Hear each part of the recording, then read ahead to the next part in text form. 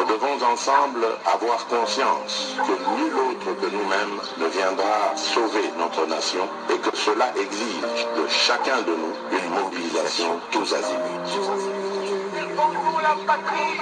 Peuple congolais, il est temps de nous lever, de nous serrer les coudes et d'agir pour défendre notre patrie, notre intégrité territoriale et l'intangibilité de nos frontières. La République démocratique du Congo est victime d'une nouvelle agression rwandaise et des actes criminels et terroristes du M23. Et moi, ils n'ont besoin que de notre encouragement. Dire simplement allez-y FARDC leur suffit comme encensement et force d'aller en avant. Allez-y FARDC, Bendele et Koyate.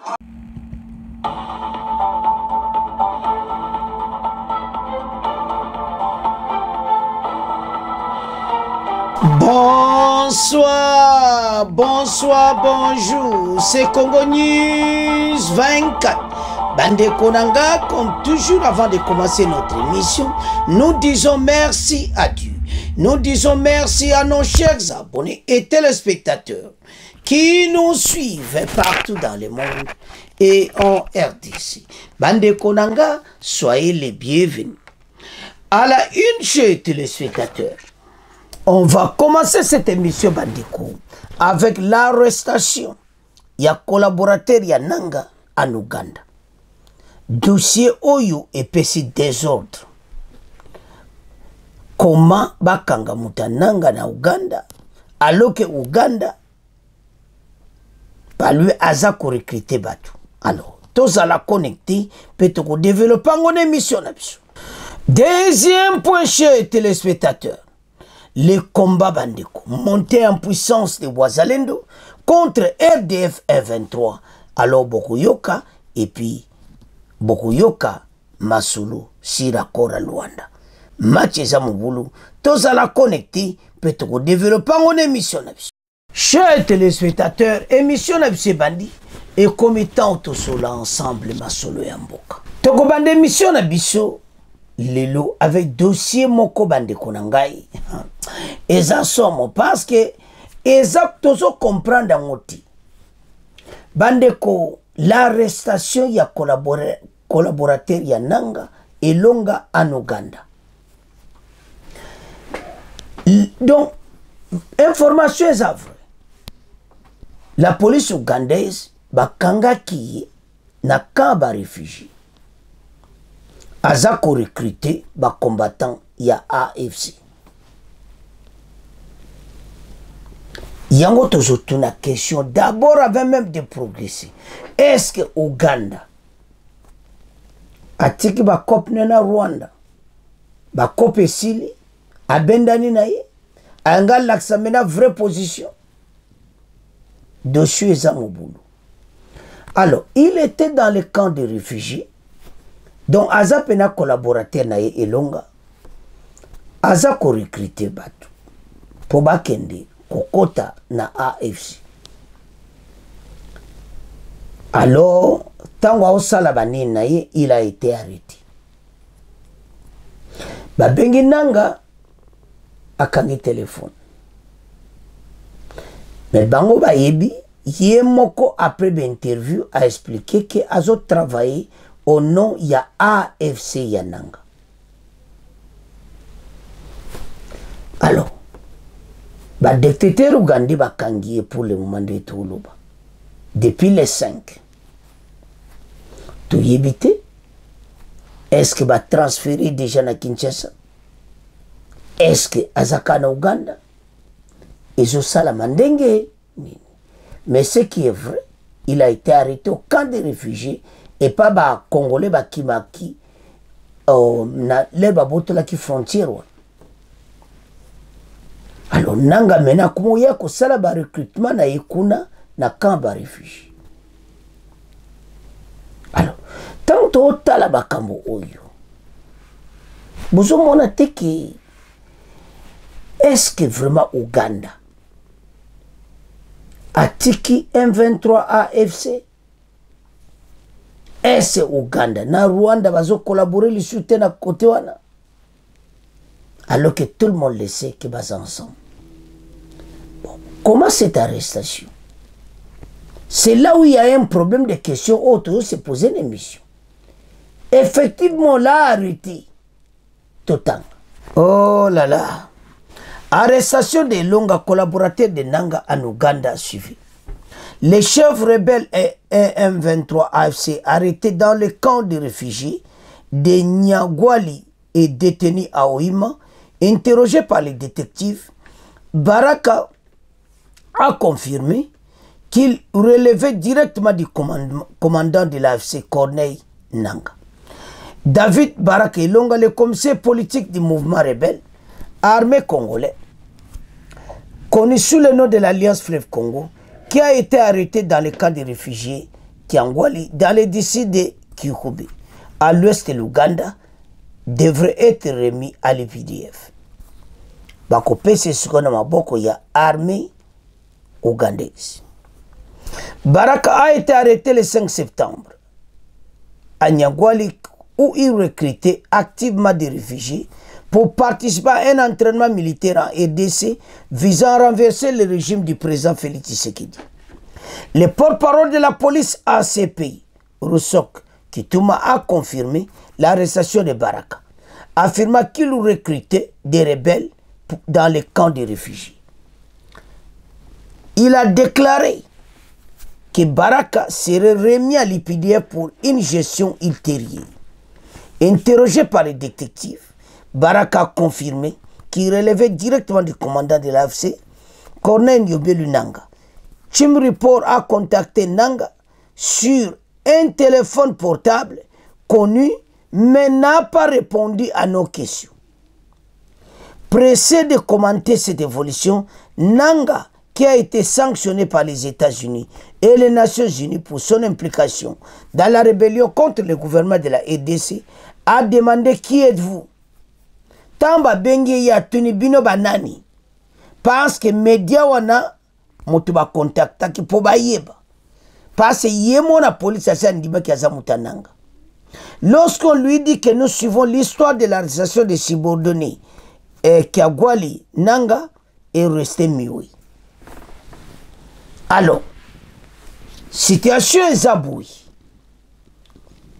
Ye ayena kamba réfugié aza ko recruter siko bakangi. Nanga boba sa l'investigation musuba bengi bazozwa Nanga ti. Fone za ko kangama tanto a lobby azo kwa kusola te donc boyebi kaka situation ndenge komi.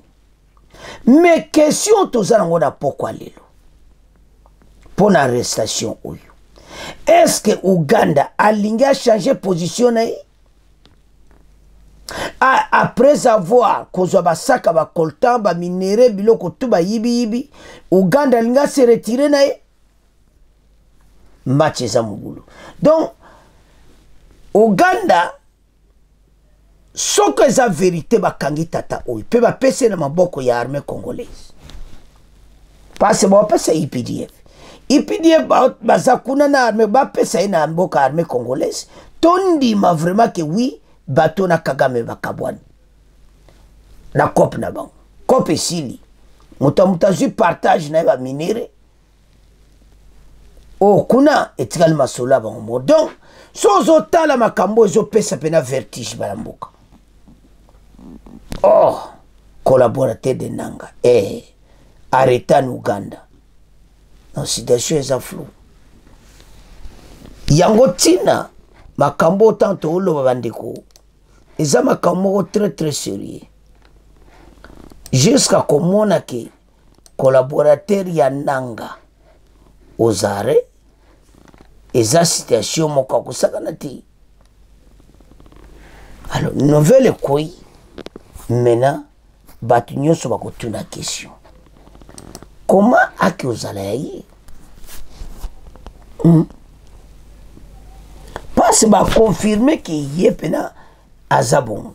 Boyeba été, il a été condamné déjà, Yenanga na RDC condamné à mort et puis ba américain bazolukisai et tout ça. Dossier yo ezamobulu tomeka ko commenter. Oh bandeko.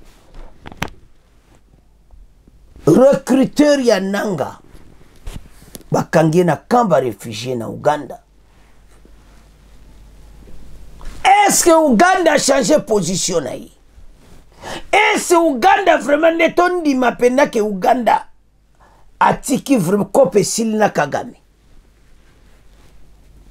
Match eza mobulu. Parce que soto otala ba travail, comment ba travailler ensemble, to mona ke est-ce vraiment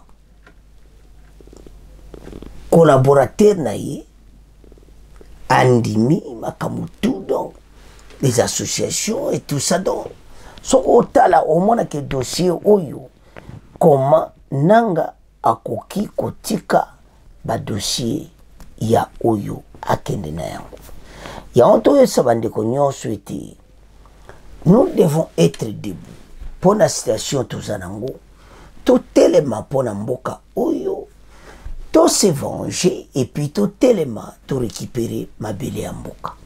Alors quand on voit tout ce qui se passe et ce moment a clairement été notre armée baza ko travailler était babotola ba territoire wana nyonso bandeko situation oyo et comme penado tozo ebati donc au moins a clairement été ndenge bango pena ba telemi ba lobby pena ke donc yoza la position est-ce que vraiment bango na Uganda est-ce batiki vraiment masolo oyo au moins que ça chauffe toujours donc ezo senga bato ba comprendre ete bitumba oyo bisoto telemi na yango peto ko gaia.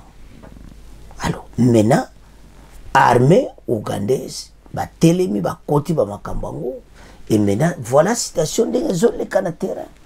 Alors il faut tout téléma bateau nyonso yo dégage parce que oyo nyonso bon bazo mema en tout cas ezo salama ya to esa bande ko nyonso eza clairement Uganda parce que arrestation za sous mais problème maintenant tonto yeba parce que Uganda comme tina niveau kon akanga bata M23 parce que nino ebimisi ba nino eza vérité na Uganda mais question to tuna et c'est bango pena kope kufi toloa ke kalate bako panza na bango bako comme passe accord à Luanda mena nde masolezo betama basa na problème. Voilà et pas situation commune. Donc ils n'ont pas le choix. Il faut qu'à cesser les faits. Balanda onde bazokena. Donc Ouganda a eu position nae, ce que c'est vrai. Il y a toujours des points d'interrogation. Et l'on togoye ba que ceux qui vont basali bazoyer et longa ba pese na maboko afardis. Basala transfert ndenge Tanzanie basala ki pona Erinkuba bango basala ngwana tondima bango mais sokande bazolo bakangi azepa na bango ba opese na IPDF soki bazolo bagaka tondima binoti. Alors bandeko mena message l'Obama ba pesa yi na maboko ya Fardis pour IPDF tile la zakota ba ADF bazoyi baye pa Fardis setala ennemi na bino yo tokangi watu kondima Uganda mais kaka boy non. Alors tala situation maintenant ndengeza est-ce que côté là bango comme problème parce que bandeko même domination à wazalendo comme salama et on dirait que batikal ka bango na bango nanga ba comme ba situation moko très compliqué. Kagame ces hommes baza sur le terrain est-ce que bazo bunda botala situation ndenge komi bazo lukandeni basala manœuvre ba osala comment mais même moi au fond de mon cœur naza toujours na doute. Uganda comme na bango pena na Kagame sili eza moi pas ça qu'on dit mais la vérité n'est que Elonga a été arrêté. Bras droit pene ya nanga. So ba bengi nanga fona zo yambati. Ba détective va tenir ba question pas répondre ne kaza mutuna yi. Et maintenant ba aussi préparer ba pese na maboko ya IPDF. Donc dès tout le passé les 5, l'heure déjà tout comme les 12 dans une semaine déjà. Parce que nouvelle quoi le mais mutu basi ba kangaki. Depuis semaine passée. Maintenant ba opesa ina maboko FARDC wa tondima. Mais si on a un Ouganda, mais ce qui est vrai, était battu Ouganda, Rwanda, comme à dépendant. Ça ne marche pas tellement qu'il y a une partie à victoire dans Makambo ya Rwanda. Même à Tatos assure. L'Ouganda a commis de Mawatu, Botala Kabinomo. La condition à bout. Donc, au moins que bateau bazaka karakata masou. Alors, banamboka. Et longozare, la question qu'on se pose pour tout ce premier point, est-ce Ouganda, Kope Silina Rwanda? Les lois comme kangela biso bateau to luka. Tout ce qu'on a bien automo qui est na deuxième point. Bandeko deuxième point oyo to diviser en deux. To banana na guerre zotoka après toke na kora Luanda parce que makambo zobi makuna. Alors pour le moment les wazalendo VDP o kaka pona mura patrie batelemi guerre salama kisule depuis 4h du matin. Les wazalendo ba beti bango biloko moto comme toujours. Bah on va qu'on débat déloger Wazalendo, mais ça n'a pas marché à Moïto. Bah on a souti parce qu'on a compris une chose. Tant que gagner place, bon baksa basu, bon baksa bibundi. Donc il est maintenant dans une situation difficile Kagame et ses hommes. Tu comprends les bancs, tu sais ce qui se passe. Naïb de soit du cela comment. Il n'a qu'à renoncer et accepter Makambo ici là carrément. Atika okanga motema pour rien. Parce que tout a été dévoilé. Alors, maintenant, ba wazalendo bazaki na ngomba wana dumba. Ba pemi armée rwandaise ba attaquer bango. Allez, bango ba riposte. Guerre bandi. Donc ndenge to loba do bitumba.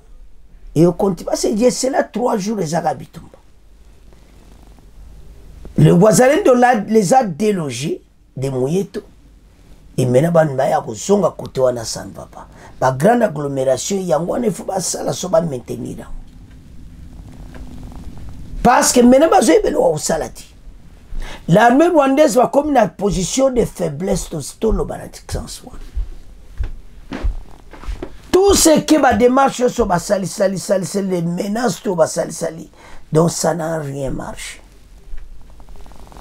FARDC c'est qu'à la position Basali. Et maintenant les Wazalendo dans leur position. Mais Wazalendo va attaquer Penabang. On dirait que ça va comprendre que bateau côté comme parce que maintenant, to comme on a Ouganda, comme Kanga Batananga. Non. Bateau il faut que na kaine mi bakoma mobulu ekotaraka bako panza na bango na bango. Alors maintenant la situation que nous avons pour le moment est ça que bitumba et ça qu'on continue.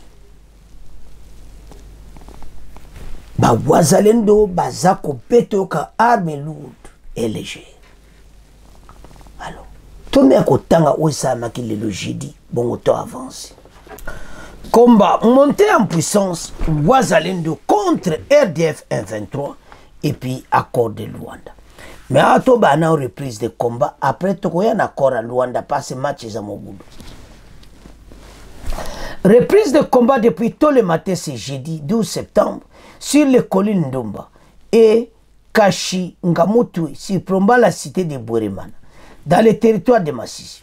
Selon les sources locales, les volontaires pour la défense de la patrie VDP, appelé communément Wazalendo, ont réagi à une attaque du rebelle du RDF M23. Donc, ba réagir mbala moko kana nde bazana ngomba wana parce que bato bazolinga ba place to bengani balinga mbaya kozonga.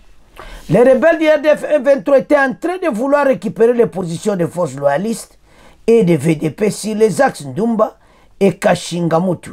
Nos éléments se positionnent très bien parce que Bakutakina FARDC sur les lignes de combat. Et il n'y a aucun déplacement des populations. Seuls les élèves sont retournés dans la maison pour parer à toute éventualité. Les activités tournent bien. Moi-même, je suis au champ en train de semer des haricots. Témoin Flori Moussanga, président de la société civile de Bouéremana. Alors, puis ça a calme, Wazelen de FARDC, Bazobatela-Mboka. Alors, depuis pratiquement une semaine, les éléments de la coalition RDF-23 s'affrontent avec les Wazalendo dans les territoires de Massissi et de Rutshuru, en violation de cessez-le-feu signé en RDC entre le Rwanda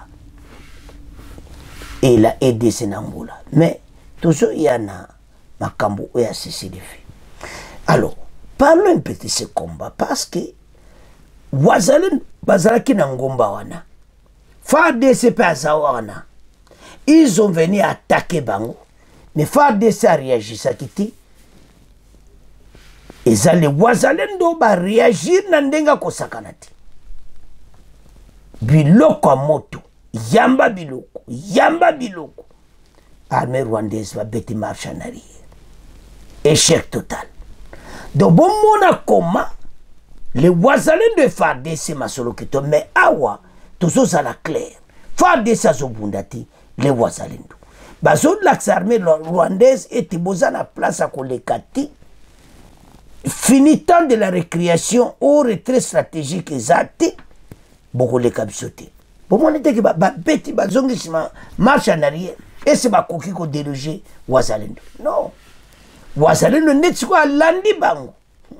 Ah bon bango bazwa ke mawato. Alors, banamboka tolande extrait oyo. Bon, auto avance. Toutefois, la situation est restée tendue toute la journée de ce jeudi autour de Bouéremana, en territoire de Massissi. Nous sommes toujours au Nord Kivu. Des combats y opposent depuis le matin le rebelle du M23 aux combattants volontaires pour la défense de la patrie, VDP Wazalendo. Commencé vers 4 heures du matin autour de la colline Ndumba, ces combats se sont étendus depuis 15 heures locales vers la colline Chacha. Au niveau de Bouéremana, à la suite de ces combats, les activités scolaires n'ont pas eu lieu toute la journée. Au niveau des Minova, dans les territoires voisins des Calais au sud Kivu, au moins 3 bombes larguées par les rebelles sont tombées dans les environs des positions de l'armée congolaise sans faire des victimes civiles. Un communiqué posté sur son compte X lu ce matin, le M23 accuse notamment les forces de la coalition du gouvernement congolais d'avoir lancé des attaques brutales dans les zones densément peuplées selon leurs termes de Nyamita et ses environs sans plus. D'autres sources locales affirment pourtant que tous les 4 villages concernés par ce combat sont pour l'instant vidés de leur population qui ont, pour la plupart, pris la direction notamment des villages Kaanga et Bouzi. Devant cette situation, que disent les autorités face à cette reprise des combats? Jusqu'à présent, il n'y a aucune communication officielle de la part des autorités provinciales sur cette reprise de combat, entre autres dans cette partie du territoire de Massissi.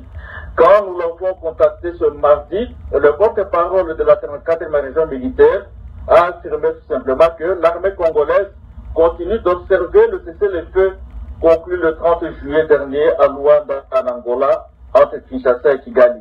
Le lieutenant-colonel Guillaume Njike Kaiko de qu'il s'agit dit condamner par ailleurs ces attaques des rebelles de 23 contre le VDP Wazalendo et qui, selon lui, violent le cessez-le-feu. Il faut préciser qu'à part ces événements de Moueto, depuis le début de ce mois de septembre, plusieurs attaques attribuées aux rebelles de 23 ont déjà été signalées notamment autour de Kibirizi et Tongo, dans le territoire de Rutshuru, et même dans le sud du territoire de Lubero. Bernardin Nyangui, je vous remercie. Spectateur Tolandi Bissonyos. Bon mona comment les Wazalendo va comme le cola armée conventionnelle. ils ont repoussé l'ennemi. Ouais, mais quand il y a landi les sous na dernière retranche. Donc landi pena bango. Les Wazalendo. Bazo ça la grand boulot maintenir le territoire bolandi wana. Mais le problème qui est là, et ça que batu oyo Kagame et ses hommes, baza ko se positionner neto landi na parti na mususu. Alors, ko se positionner na bango. Les Wazalendo bazo sale fort bazo beta bango bilo. Ba village no so landi même moto a témoigné que tozana bilanga kuti, tozana bisalès. Bweremana kitoko. Donc FARDC Wazalendo bazawana. C'est-à-dire ceux qui Wazalendo ya bengani bango, place yo so wako bengana bango, FARDC zaona pona ko support. Basana situation difficile bango. Ba komi pena na pont oyo ka bakangi bango boy. Na ba kopa FDLR makamu nyonso do mayele sili Kagame. Azo ebelo kwa kosala ti. Parce que Wazalendo a une position de force. Et la plupart des armes, c'est bino, ba armes ya bango ba Rwandi. Parce que bango ba iba bi ambiskat mbala moko le bateau ta wa panzana ba juba arme ya armée rwandaise. Tolobi qui très bien que les Wazalendo pourquoi baza ko avancer makasi. Bango baza ko utiliser ba tankita. O ba kara char de combattant. Wazalendo na kati ya zamba. Nzamba ibi tous les 4 coins. Bazo yamsa bango biloko, bazo yamsa. Donc ozo mona ke bali sune loko ko salati. Kagame azo koma na suka kwensi.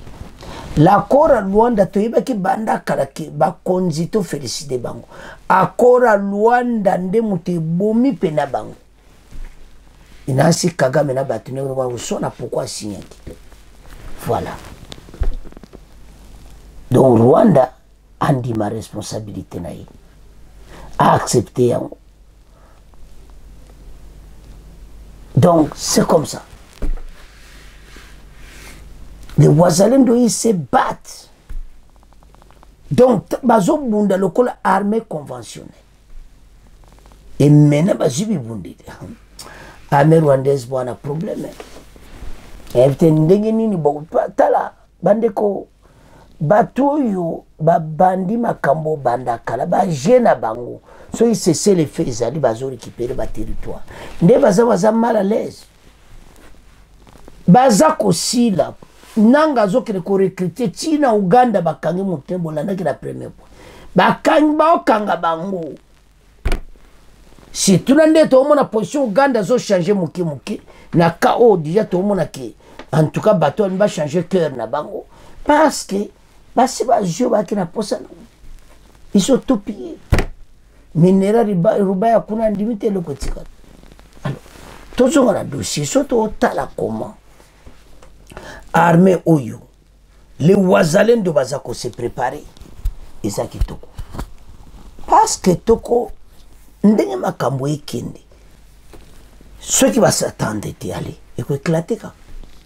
mais toujours on a une lumière na katatinete makambo eko kende peut très bien mais tous en la foi oyo ke yango eza malamu mais la situation tous en bandiko et ça que ba Wazalendo ba vraiment en tout cas force ba nango eza ko sakanati mais FARDC ça zo féliciter bango makasi parce que ba ça grand boulot et maintenant ba Rwanda faut pas se dégager batika bakote wana bweremana batika wokal.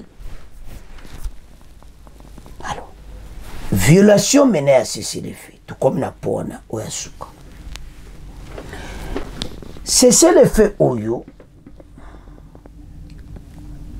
Uganda Rwanda ba jouer double jeu matongo lo bakaka ba Rwanda Bogolanda ba lo ke Rwanda azo sala double jeu nae soit disant ça na kati ya masolo soit disant ça ko renforcer pourquoi bino bozana nino bolo ba mais ozo renforcer ba tout c'est-à-dire la guerre ko éclater à n'importe quel moment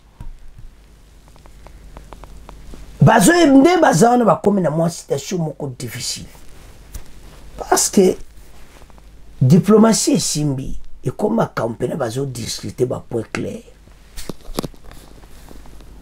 FTL va déloger Bango. Et puis Kagame va Sodana et va zonga Rwanda. Voilà et pas va travail pour le moment. Wana tu ezaka ba jena e Kagame. Mais azo komana suka. Na point que à mon espace a bini mingi abomi mboka na biso mi Kagame asali mabe ya mingi ayibi ndenga lingaki yanso no cancel kambo PPRD makende botikela Rwanda yan lelo ay mutu makasi. Ce n'est pas possible. Total. Depuis pratiquement une semaine bandikou, les éléments de la coalition RDF23 s'affrontent avec les Wazalendo dans des territoires de Masisi Rutshuru. C'est en violation de cessez-le-feu signé entre la RDC et le Rwanda sous la direction de l'Angola.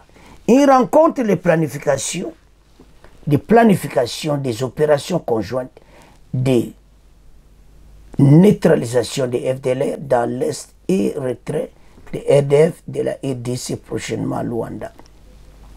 Entre les experts militaires congolais et rwandais, c'est l'une des options levées contre les troupes rwandaises déployées.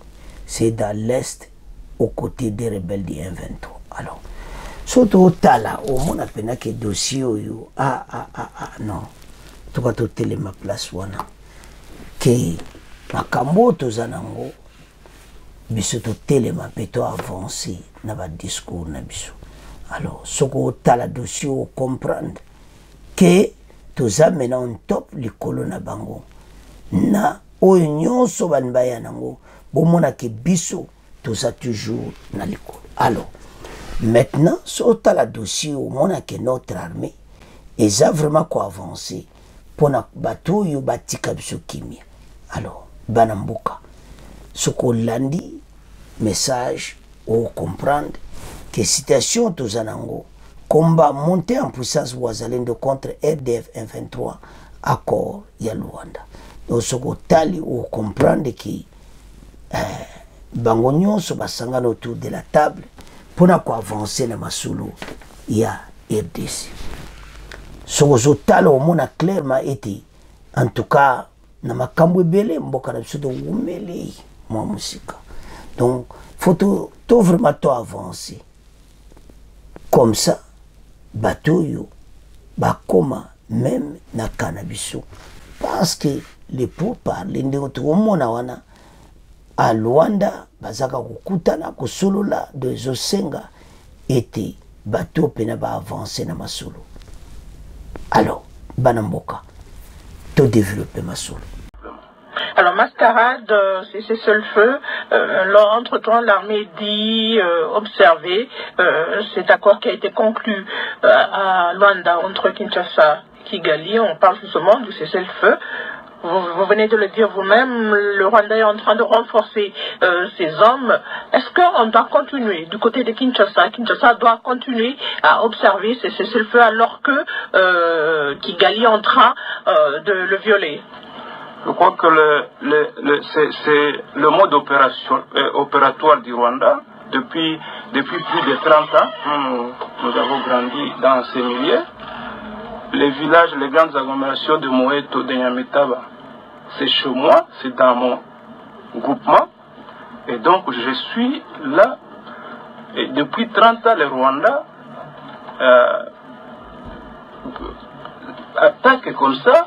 Et chaque fois qu'il est en pourparlers avec le gouvernement, il renforce ses positions. En réalité, le Rwanda vise le chef-lieu du territoire de Masisi, qui est à une 50aine de kilomètres de Moeto. Et donc, il considère que même s'ils sont en pourparlers, s'ils arrivaient à conquérir le chef-lieu du territoire, ça donne accès au territoire de Walikale. Et vous le savez, le territoire de Walikale a une grande société, BCM Mining. Et donc, ce n'est pas anodin des attaques qui sont organisées par les troupes rwandaises.